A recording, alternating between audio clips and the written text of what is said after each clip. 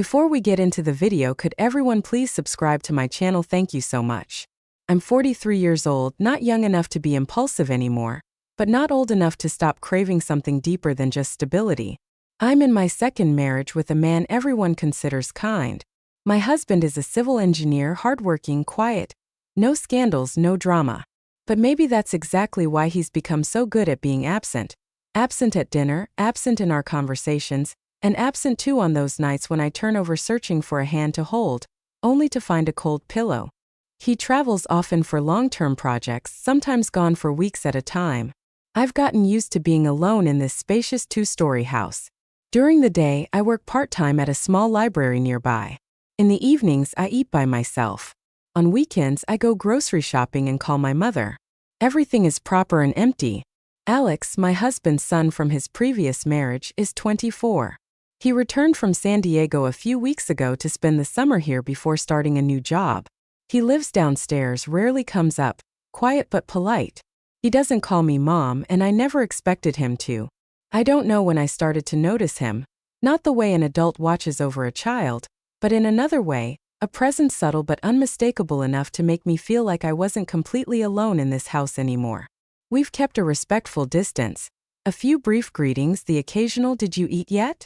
One time, he helped me carry a planter to the balcony when my shoulder was sore.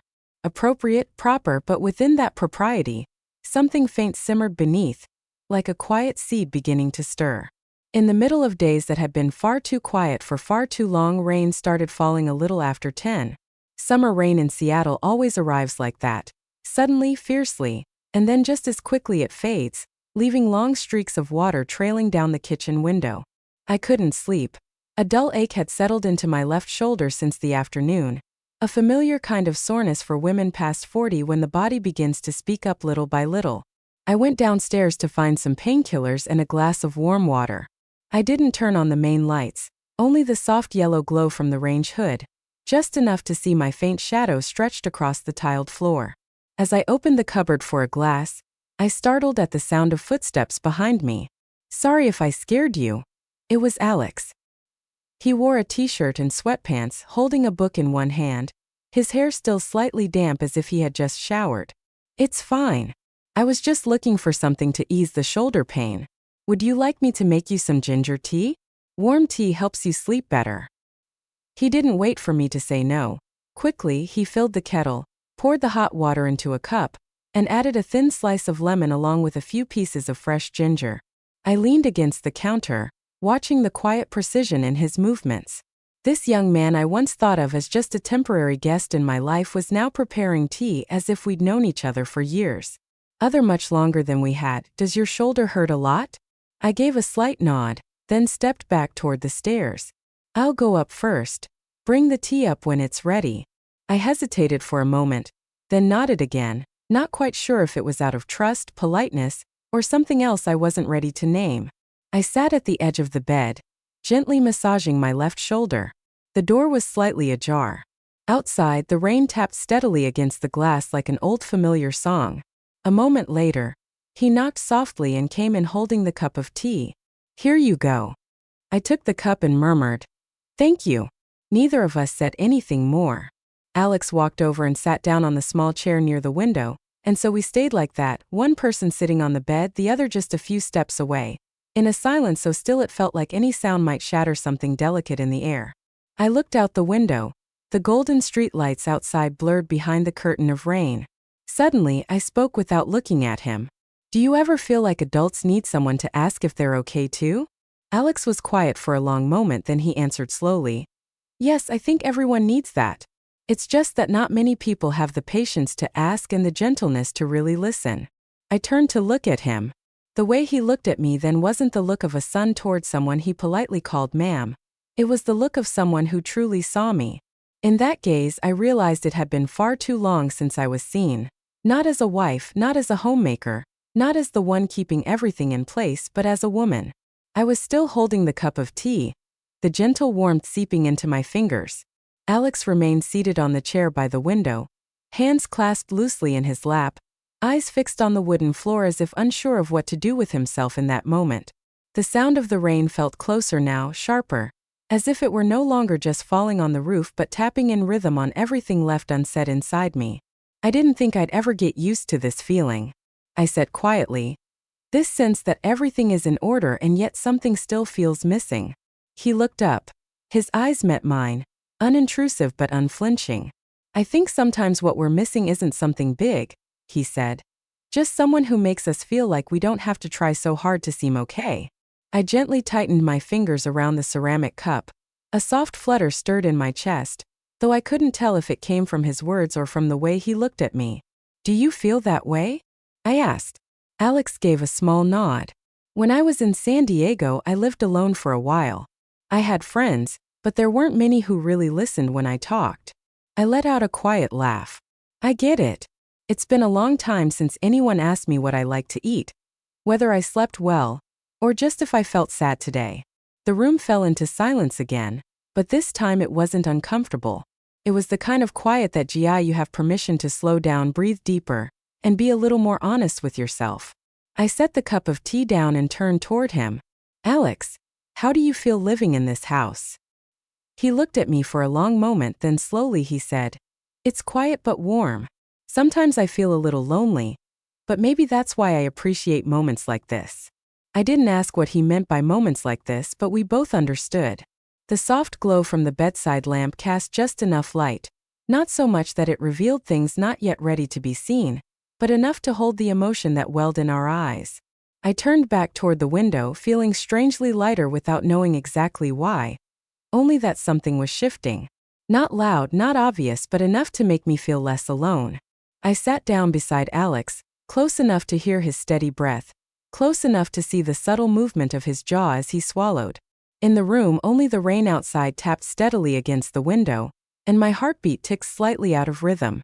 I could feel his eyes on me. Not rushed, not unsure, but the focused gaze of someone trying to stay calm in the presence of something quietly unraveling. Can't sleep tonight?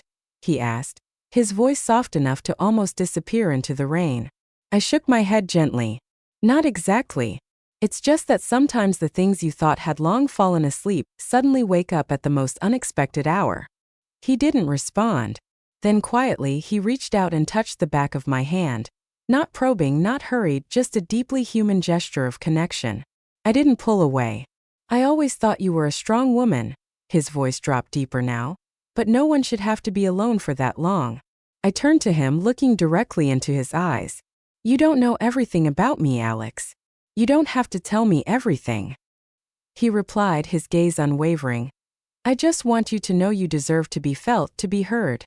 Not just as a stepmother, not just as a wife, but as a woman. In that moment, I could no longer hear the rain. There was nothing but the sound of my own heartbeat, and the sense that I was standing on the edge of something so delicate that even a single breath could tip me one way or the other. I leaned in, not touching him, but close enough to feel the warmth between us.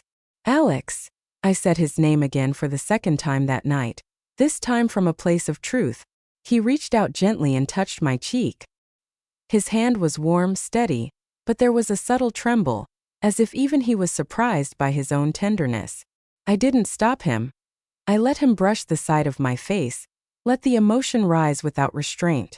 I closed my eyes, not from fatigue but because for the first time in a long time I wanted to feel everything with my heart, not with my reasoning. We didn't kiss, but what we felt in that moment ran deeper than any kiss ever could. It was the feeling of a woman who had been invisible for far too long finally being seen. Not just through someone's eyes but through someone's heart.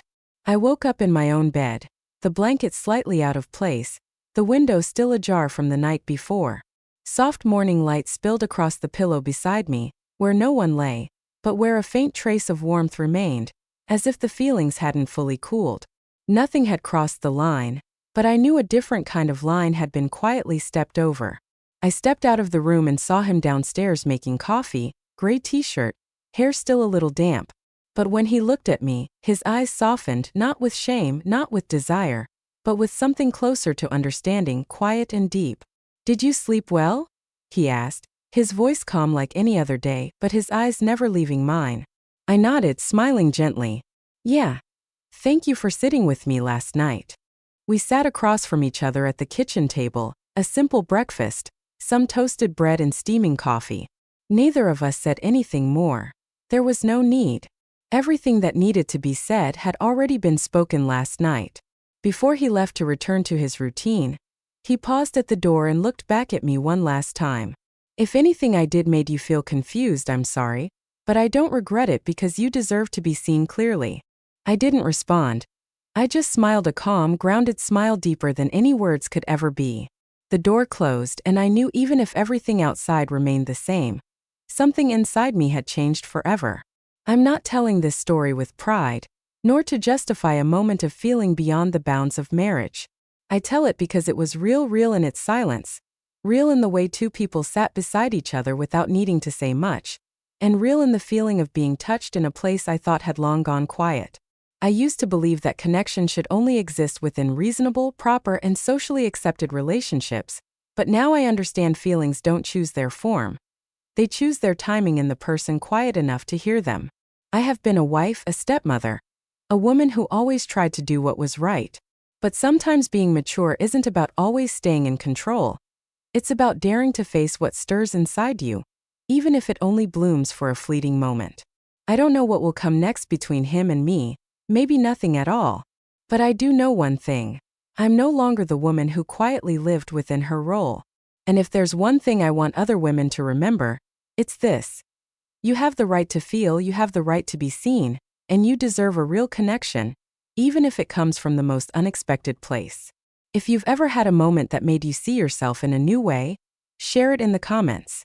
Don't forget to like this video if the story touched you. Subscribe so you won't miss more stories told with honesty, and sometimes the things we've never dared to name. And send this to someone you believe just needs to be truly seen.